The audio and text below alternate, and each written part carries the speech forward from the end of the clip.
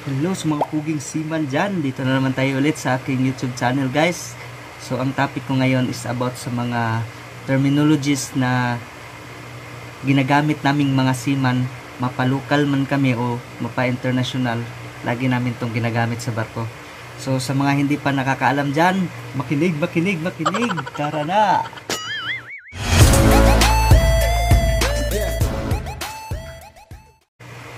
So ayun nga mga pugi, kaming mga seaman ay may ginagamit na ibang lingwahe pag kami ay on board.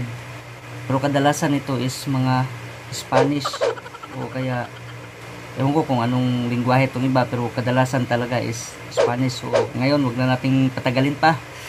Magsisimula ako sa bridge. Sa bridge naman is may iba kaming tawag.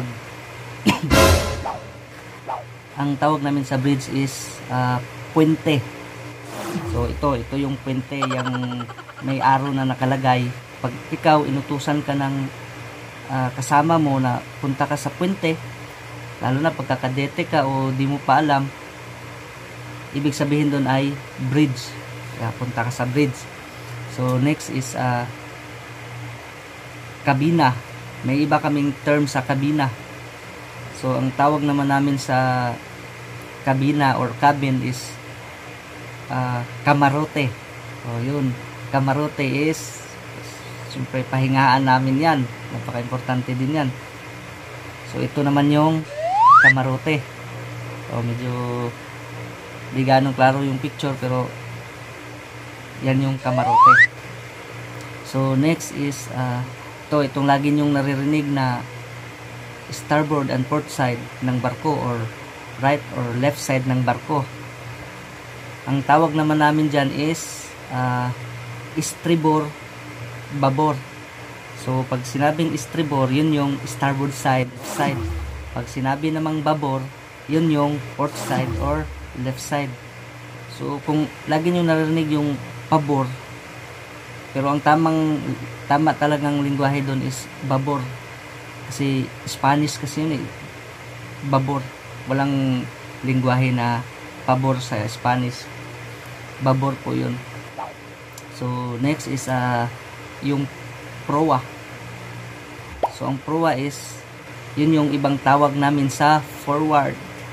Yun, pag narinig nyo yung proa, ibig sabihin ay forward, pinakaunang part ng barko or bow.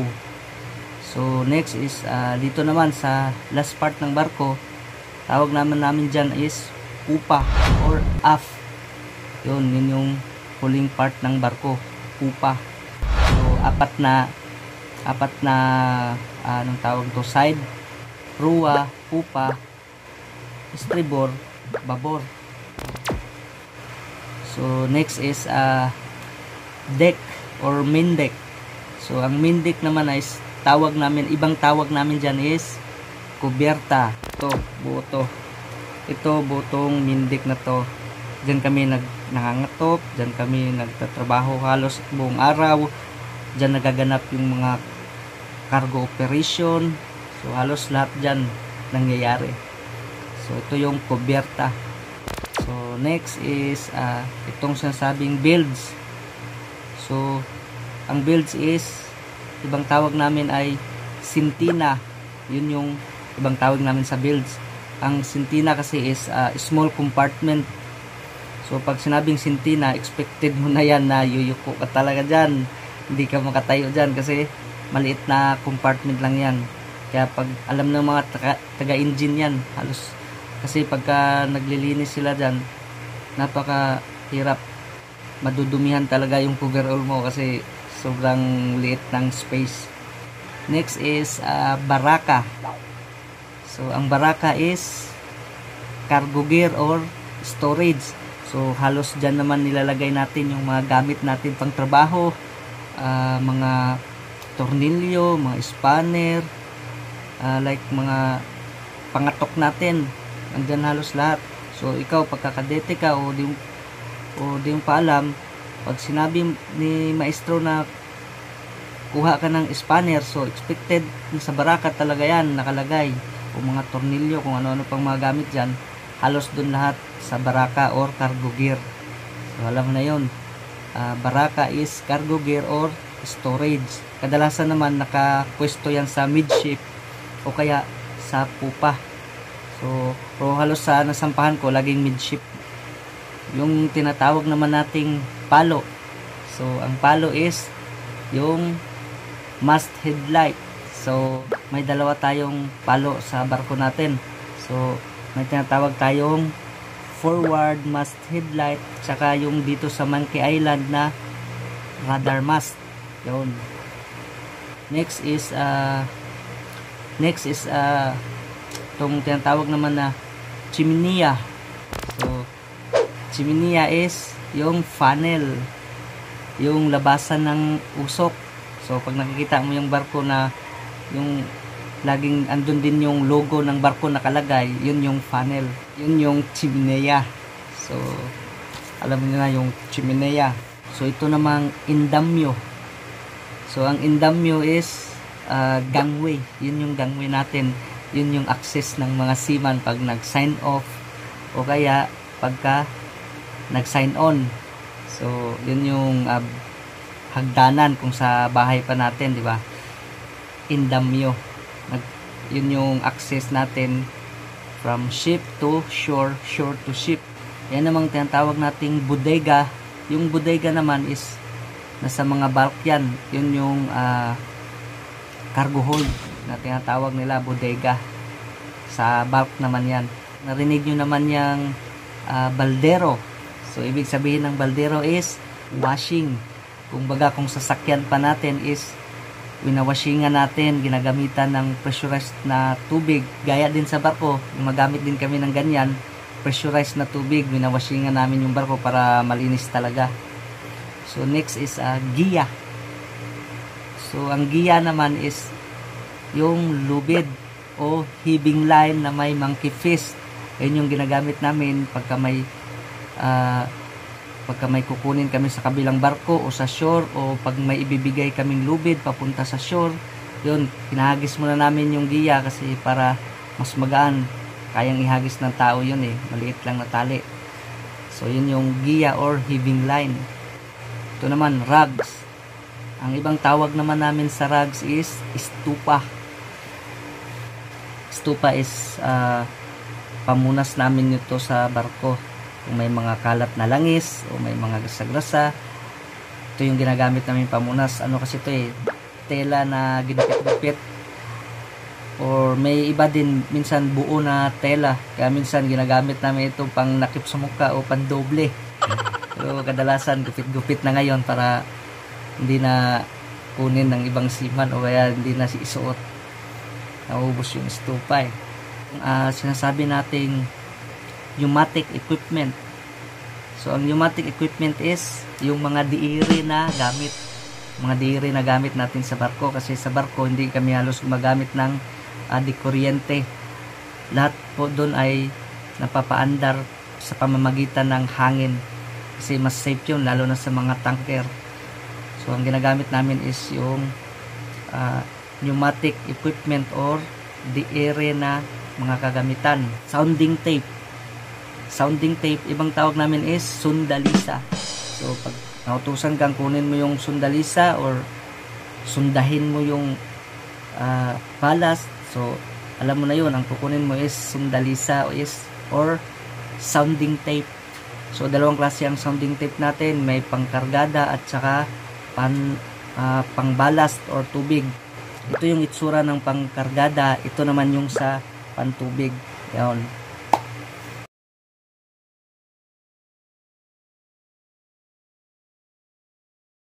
So ito, pag narinig mo naman tong docking, ang ibang tawag namin sa docking is atraka. So pagka ang barko is padikit, yun yung atraka. So meron ding undocking. Ang undocking naman is disatraka. Pag sinabing undocking, ang barko ay paalis na sa puerto. Chop-chop. Ang chop-chop sa barko is kainan na. So, ibig sabihin ay kakain na. So, pag sinabing finish chop-chop, ganun yung mga ibang lahi. Ibig sabihin is tapos ka na bang kumain. Pag narinig mo naman yung pusoy, huwag kang magbiro sa tao na yun pagka alam mong pusoy yan. Kasi ang ibig sabihin ng pusoy ay walang tulog, no sleep. Mahirap yun. Kasi pagka pusoy ka naman, wala ka talaga sa mood, di ba? Bugaw. Alam mo yung bugaw. Minsan kasi pagka sa puerto, pagka magkalapit-lapit yung mga barko natin sa puerto, kaya makasalubong ka ng seaman doon, tapos tinanong, anong bugaw mo, pre? Ibig sabihin doon is manning agency. So bugaw is manning agency. Yun. Tapos meron ding yung pag narinig mong kabayo, ang kabayo is barko. So pag tinanong naman na anong klase ng kabayo mo, dre, so ibig sabihin anong klase ng barko mo. So sa barko naman may alam ako na 4, yung tinatawag nating disabog. So pag sinabing disabog is mga tanker vessels. Pag sinabi namang dibuhos, ang dibuhos ay yung mga bulk, yun yung mga dibuhos. So pag sinabi namang dikahon, so salita pa lang na dikahon ay yung mga container ships. And then ito digulong, pag sinabi namang digulong ay yung sinasabi nating mga roro, nagkakarga ng mga sasakyan. Yun yung digulong. Sa mga rank tayo, guys. So pag narinig mo yung salitang tano, tatay, 4, ibig sabihin nun is si kapitan yun. Kaya pagka narinig mo yon sa mga kasama mo, ang tinutukoy nila ay si kapitan. Pero wag mong gamitin tong salita na to pagkaharap mo si 4, pag andyan tong tao na to, kasi parang pangit pakinggan eh, hindi maganda yung dating, di ba? May pwede namang itawag sa kanya na dapat is captain or sir, pwedeng sir or captain, di ba? Wag mong tawagin na good morning Tano, patay ka doon. Pangit pakinggan. So pag kay chiefmate naman, to is kamote. Yun, tinatawag namin din siya minsan ng kamote, pero pagka wala naman siya, gaya ng sinabi ko, huwag mo siyang tawagin kamote pagka kaharap mo siya. Meron namang designated na rank. So pwede mo siyang tawagin na chief or sir. Di ba? So ito naman kay segundo or segundo official. Pero tinatawag namin siya pagkaharap namin na sec or sheramike. Next is third officer. Kay third officer naman is tercero official. Tinatawag naman namin siya sa harap ng third or tanggumike. So kay buson naman, tawag namin sa kanya is buson or busing or maestro amo. O kadalasan tinatawag naman namin siyang boss or tro. So ito naman kay chief engineer, tawag naman namin kay chief engineer is hepe. So yun nga, wag mo siyang tawagin na hepe kung kaharap mo siya.